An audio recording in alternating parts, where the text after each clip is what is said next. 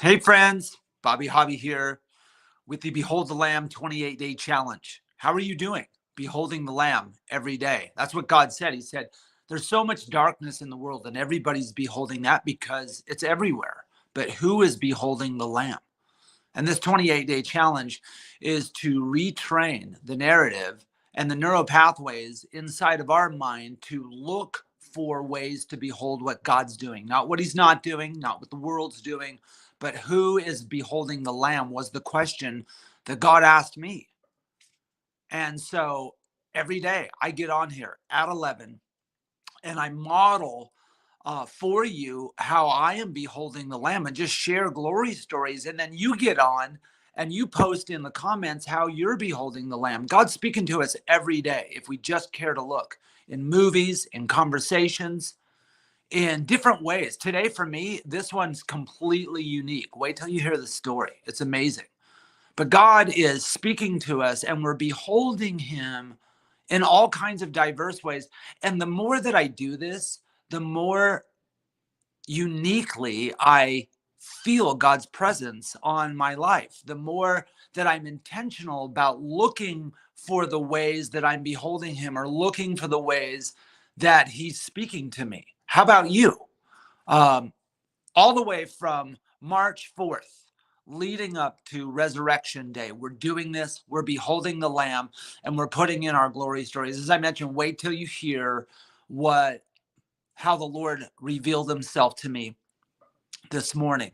Behold the Lamb is phenomenal. And again, it grants to you peripheral vision to start looking for God everywhere. And the Bible says, John 1:29, behold the Lamb who takes away the sin of the world. And so I've been asking God, Lord, what happens to the people who behold the Lamb? Well, if they behold the Lamb who takes away the sin of the world, they stop beholding the sin of the world because they're beholding the Lamb who took it away. So they're not so much focused on the darkness. It doesn't mean that we're oblivious to it.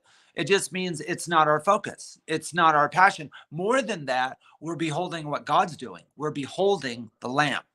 So here's my story for today. It's amazing. Number one, I start going through some old prophetic words this morning in just kind of, I was looking for something else. And I stumbled across just this file folder that I have of a bunch of personal prophetic words that have been given to me over the years.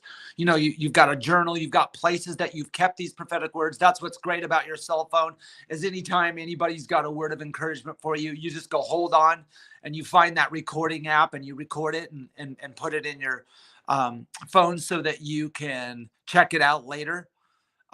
This was that for me. I've got a bunch in my phone, but I've also got a bunch written down. And I hadn't gone through the ones that I had written down for a long time. And I started going over them. And sure enough, it was like they were fresh. And the Lord started speaking and was like, hey, I've not forgotten about these. Have you? And I was like, oh my goodness, Lord, some of these, yes, I have forgotten about these. He's like, hey, you need to remind yourself of these because these are still coming to pass and they're unfolding before your eyes right now. And so I did. I just took time and slowed things down in my morning. The second thing is this, guys, this is what's phenomenal. Becky comes down this morning and begins to tell me a story that she heard in her time with the Lord this morning. And the story is that there was during the time of Hitler in the concentration camps, there was this young lady who was sent throughout 5 different concentration camps. And obviously they were killing the Jews. And at one point she's withered and she's without clothes. And she all of a sudden feels this warmth on her body. And she hears this voice saying, go to the front, go to the front. But the problem is she's a mile and a half from the front lines. But she crawls anyway. She crawls because she can't walk. She's too withered. A mile and a half. And gets to the front. And would you know, there was a band of British soldiers there, a small band that were saving people and saving lives. And if she had not heard that gentle whisper and felt the warmth of God coming to rescue her, she wouldn't have made it. But she had to crawl a mile and a half. And she gets to the front, and sure enough, there is the band of British soldiers saving people's lives because the Lord told her to go to the front. She felt his warmth and his presence, and he gave her strength to crawl a mile and a half, and she was saved. And tells the testimony later when she's 94 years old.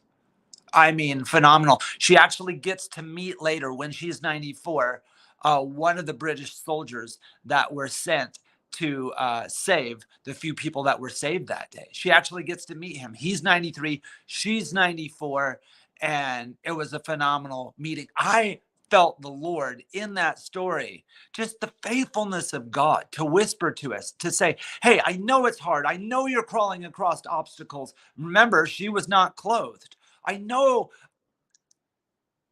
there's something that I have for you that you need to get to the other side to apprehend, but go, I will strengthen you.